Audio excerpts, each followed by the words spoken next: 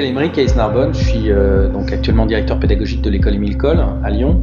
J'ai fait Call donc pendant 4 ans, plus 1 an de spécialisation en 3D. Et là, on m'a proposé d'être assistant à l'école Émile Coll. Donc en fait, je suis jamais sorti de l'école. Même pour bonne conduite, on m'a gardé. C'est un vaste challenge passionnant au quotidien. Moi, ce qui m'a toujours plu, c'est le jeu vidéo. J'ai commencé à jouer aux jeux vidéo, j'avais une dizaine d'années. J'ai toujours beaucoup aimé le cinéma aussi, et le cinéma, l'écriture, l'image au sens large. Mais le fait de voir qu'une image pouvait être interactive, de voir qu'une écriture pouvait être non linéaire. Rétrospectivement, je trouve que c'est ce que j'ai trouvé très passionnant dans ce média. Alors, je ne sais pas si je me qualifierais comme professionnel en réalité. C'est pas que je dévalue ce que j'ai fait. Aujourd'hui, je pratique plus le dessin. Ce que je trouve très intéressant, c'est justement de pouvoir, d'une passion, être contributeur, modestement, mais contributeur à une expression artistique. Et le travail, il va consister à échanger, à co-construire, à apporter son expertise avec humilité, tout autant que l'étudiant le fait, pour arriver, in fine, à ce que l'étudiant formalise ce qui était au départ un fantasme. Avoir une idée, un concept, un fantasme, c'est une chose qui est passionnante, mais arriver à le mettre en image de manière qualitative suffisante pour que ce soit reconnu par ses pairs comme étant professionnel, c'est quelque chose qui est très compliqué. Et les premiers instants sont toujours douloureux pour les étudiants. Et le fait de m'asseoir à côté d'un étudiant, et je crois que cette notion de s'asseoir à côté d'un étudiant, elle est fondamentale. C'est quelque chose auquel je tiens beaucoup.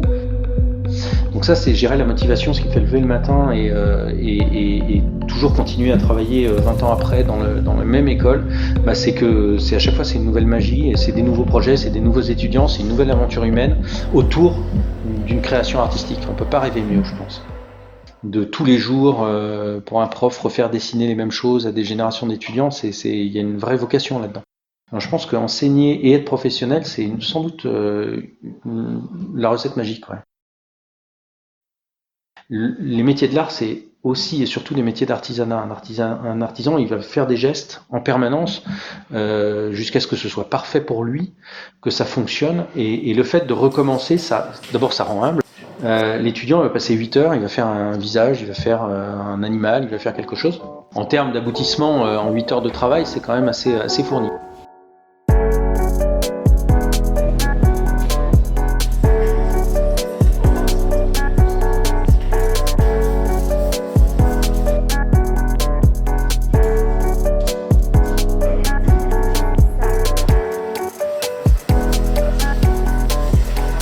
Cette sculpture, elle va finir au bac, ils vont la détruire.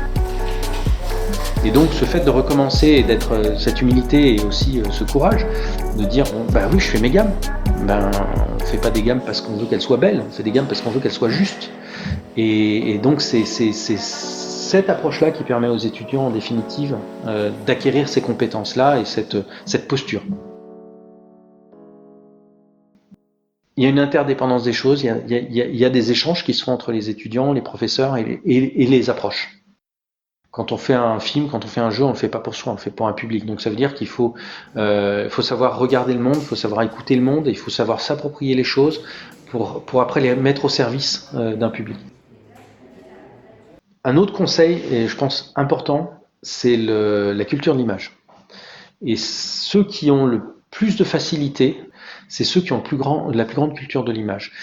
Moi, je donne souvent ce conseil aux étudiants de prendre une carte de bibliothèque, mais d'aller explorer des trucs totalement improbables et de regarder des choses qui sont totalement qu'on n'attend absolument pas. Moi, mes meilleures expériences cinématographiques en salle, c'est quand un soir je sors, je vais au cinéma, je regarde la liste, je vais pas regarder de quel film on parle, j'appuie au hasard sur un truc et je vais dans la salle.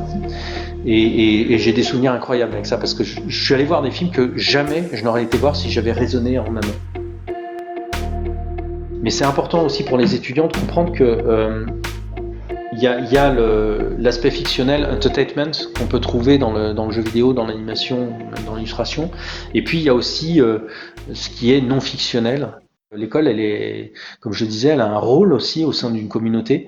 Et donc les étudiants qui travaillent, leurs œuvres, elles sont pas forcément que à Annecy, elles sont aussi parfois dans un hôpital pour expliquer à un enfant qui va rentrer en soins le parcours de santé qu'il va suivre au moyen d'une case de BD, parce qu'on pense que c'est plus intéressant. Et cette BD, elle a été faite avec les médecins, avec les pédopsychiatres, avec les psychologues, etc. Le fait marquant, c'est que c'est une rencontre, cette école.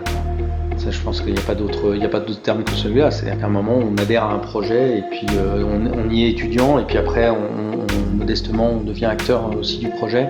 Et ouais, c'est une rencontre, la rencontre d'une vie. Donc, je pense que c'est une belle anecdote.